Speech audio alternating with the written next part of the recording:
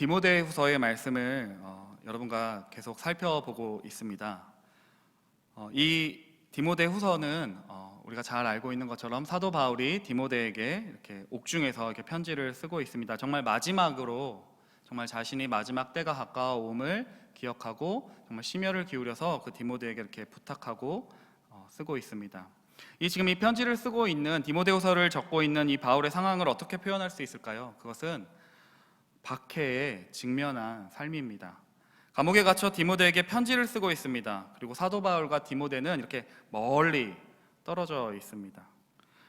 디모데후서 1장에 보면은 사도 바울이 디모데에게 이렇게 이야기합니다. 부끄러워하지 말라고, 내가 옥중에 갇혀 있는 것을 부끄러워하지 말라고, 그리고 주님과 그분 때문에 갇힌 나를 위해 변호하라고 이야기합니다. 그리고 내가 받고 있는 이 고난에 너도 참여하라고 이야기합니다. 바울이 왜 고난을 겪고 있습니까? 바울이 겪고 있는 고난은 바울이 뭔가 큰 잘못을 저질렀다거나 우리가 생각하는 그런 큰 잘못이 아니라 그냥 사회적인 범죄가 아니라 하나님이 주신 복음, 하나님이 주신 그 말씀대로 순종하고 전도하고 바울과 디모데에게 맡기신 그 일을 행한 것 때문에 바울은 감옥에 갇혀져 있습니다. 그러나 바울은 신실하게 계속해서 그 복음을 들고 하나님의 말씀을 들고 계속해서 앞으로 전진해 나아갑니다. 그런데 이 디모데후서, 이 편지를 받고 있는 디모데는 두려워했던 것 같습니다. 많은 신학자들이 디모데는 유약한 성격, 좀 뭔가 겁이 많고 두려움이 많고 나이도 좀 그 당시에 비해서 목회자로 이렇게 서기에는 좀 어린 나이에 유약한 성격을 가지고 있었고, 그 당시 디모데가 사역하고 있던 그 에베소 교회의 상황은 거짓 교사들의 그런 공격에 막 휘청대고 있었습니다. 그리고 13절 말씀 보시면 악한 사람들과 속이는 자들은 더욱 악하여져서 속이기도 하고 속기도 하나니, 그러니까 디모데는 내부적으로 또 외부적으로 압박감에 시달리면서 두려워하고 있었습니다. 아마 디모데는 두렵고 불안했을 것입니다. 내가 믿음을 끝까지 지킬 수 있을까? 내가 주님께서 맡기신 이 일을, 이 사역을 끝까지 할 수 있었을까? 그런 마음이 있었던 것 같습니다. 그렇게 해서 그 디모데 전서와 디모데후서 곳곳에 살펴보면은 사도 바울이 디모데를 향하여 두려워하지 말라, 담대하라고 계속해서 이야기하는 것들을 볼 수 있습니다. 디모데전서 4장 12절에 아무도 그대가 젊다고 해서 그대를 업신여기지 못하게 하십시오. 또 디모데전서 1장 7절 하나님이 우리에게 주신 것은 두려워하는 마음이 아니요. 디모데후서 2장 1절 내 아들아 그러므로 너는 그리스도 예수 안에 있는 은혜 가운데서 강하고. 여호수아 1장 9절의 말씀처럼 강하고 담대하라 라고 하는 그 명령은 여호수아가 그만큼 두려워하고 있었다는 말인 것처럼 디모데도 자신이 내부적으로 또 외부적으로 쌓여있는 그 상황 가운데서 두려워하고 내가 이 길을 끝까지 갈 수 있을까에 대한 두려움이 너무나 컸다는 사실을 우리는 짐작해 볼 수 있습니다. 그런 디모데에게 사도 바울은 오늘 말씀을 통하여서 권면하고 있습니다. 내가 어떻게 이 고난을 끝까지 견뎌냈는지, 내가 주님 따르는 이 길을 어떻게 하면 포기하지 않고 계속해서 갈 수 있는지 디모데에게 권면해주고 있습니다. 오늘 사도 바울이 디모데에게 해주는 이 권면을 통하여 여러분과 저에게 주님께서 맡기신 그 길을 끝까지 가실 수 있는 깨달음을 얻을 수 있기를 주님의 이름으로 축원합니다. 디모데는 이 바울의 인생 여정을 아주 잘 알고 있었습니다. 오늘 10절과 11절에 이렇게 보시면 이렇게 기록되어 있습니다. 나의 교훈과 행실과 의향과 믿음과 오래 참음과 사랑과 인내와 박해를 받음과 고난과 또한 안디옥과 이고니온과 루스드라에서 당한 일과 어떠한 박해를 받은 것을 내가 가연 보고 알았다고 이야기합니다. 이 바울의 그 전도 여행, 이 여정을 사도행전 13장부터 이렇게 쭉 기록되어져 있는데요. 디모데는 사도 바울이 어떻게 전도하고 어떻게 사역하는 가운데 박해를 받았다는 사실을, 그리고 그 박해 가운데서도 끝까지 포기하지 않았다는 사실을, 그런 여정들을 디모데는 보았습니다. 이 디모데는 계속해서 그 안디옥에서 또 이고니온에서 또 루스드라에서 복음을 전하다가 쫓겨나고 또 매질을 당하고 또 그런 박해 가운데서도 거의 죽을 뻔한 그런 상황들 가운데서도 결코 사도 바울이 포기하지 않았던 그런 상황들을 계속해서 봅니다. 아마 그래서 디모데는 더 두려웠을지도 모르겠습니다. 우리가 왜 모르면 무식하다 그러잖아요. 막 잘 모르기 때문에 그 진짜 이 길이 정말로 힘든지 알았더라면 그 길을 가지 않았을 텐데 할 텐데 정말 모르기 때문에 그 길을 가는 것처럼.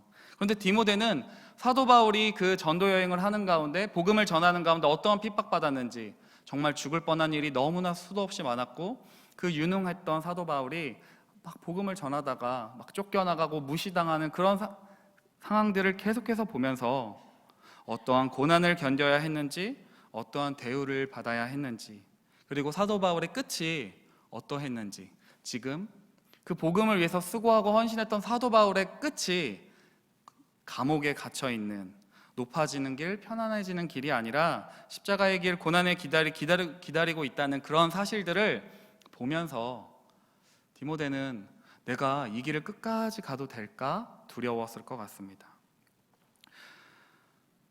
지난번 살펴봤던 이 3장 이 시작에 보면 너는 이것을 알라 말세에 고통하는 때가 이르러, 사도 바울은 마지막 때가 오고 있다고, 마지막 때가 오면 이런 일들이 일어날 것이라고 끊임없이 경고합니다. 자, 너가 이 말세를 살아가는 가운데 지금 너가 당하고 있는 이 고난이 계속될 거야. 디모데가 두려움에 겪습니다. 내가 정말 그 사도 바울 스승의 그 길을 따라서 이렇게 가다 보면 내가 죽을 수도 있겠구나. 내가 이 땅에서 그 부귀영화는 둘째치고더라도 정말 하나님의 이 길을 끝까지 내가 못 갈 것 같은 그런 두려움이 이 디모데를 엄습해 옵니다. 여러분과 저는 어떠하십니까? 여러분과 저도 말세를 살아갑니다. 주님이 이 땅 가운데 이미 오셨고 우리도 이 세상 가운데서 거대한 압력 가운데 살아갑니다. 세상에서 끊임없이 우리를 압박합니다. 우리 내부적으로는요, 그 정말로 성경적인 이 가치, 우리가 믿고 있는 이 성경의 말씀이 정말 때로는 정말 진리인가라는 의심이 우리 안에 싹 틀 때도 있고, 세상적으로 볼 때는 교회 다니는 것들에 대한 인식이 너무나 좋지 않고, 또 사람들이 걔보다도 못한 그런 종교로 막 폄하할 정도로 막 무시당하고, 교회를 다닌다는 것이 막 어깨 피고 자랑할 만한 이제 그런 시대가 지나가고 있습니다. 교회를 향한 시선이 곱지 않습니다. 우리가 분명히 겸허히 받아들여야 할 것도 있지만 여건이 좋지 않습니다. 예수 믿고 살아간다는 것이 마냥 즐겁고 신나기만 한 일이 아니라는 사실도 여러분과 제가 알고 있습니다.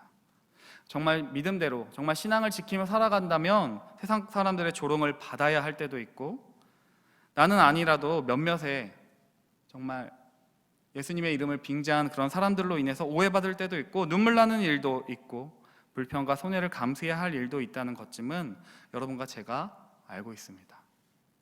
그럼에도 우리는 주님을 믿고 살아가는 이 일을 포기할 수 없습니다. 주님 따르는 길을 이렇게 포기하지 않고 어떻게 해서 계속해서 걸어갈 수 있을까요? 바울이 디모데에게 주는 권면을 한번 우리 같이 살펴보기를 원합니다. 첫 번째로 우리 12절 말씀 같이 한번 읽어볼까요? 12절 말씀입니다. 함께 읽겠습니다. 시작. 무릇 그리스도 예수 안에 경건하게 살고자 하는 자는 박해를 받으리라. 사도 바울이 디모데에게 이렇게 이야기합니다. 무릇 그리스도 예수 안에서 경건하게 살고자 하는 자는 박해를 받으리라. 박해받는 거 너무 당연한 말씀이죠. 여러분과 제가 지금 이 말씀을 읽으면서 맞아, 그리스도 예수 안에서 경건하게 살고자 하는 자를 박해를 받는다는 그 사실이 당연해 라고 우리는 생각합니다. 그런데 여러분, 정말로 박해받는 것, 경건하게 살아가고자 하는 그런 자는 박해받는 사실을 인정하고 계십니까? 고난을 피할 수 없다는 사실을 인정해야 합니다. 제가 얼마 전에 한 책 모임에 갔습니다. 책 모임에 가서 그 질문이 이런 것이었습니다. 읽었던 책 중에 가장 인상 깊었던 구절이 무슨 책이냐고, 그러니까 책 중 어떤 책이 가장 인상 깊었던 구절들이 있냐고, 그런 이야기였습니다. 근데 저는 아니고요, 한 사람이 이렇게 이야기합니다. 정신과 의사이자 작가였던 스카페 박사님이 쓰셨던 아직도 가야 할 길이라는 책의 첫 문장이 자신은 가장 인상 깊은 책이고 책의 한 구절이라고 이야기했습니다.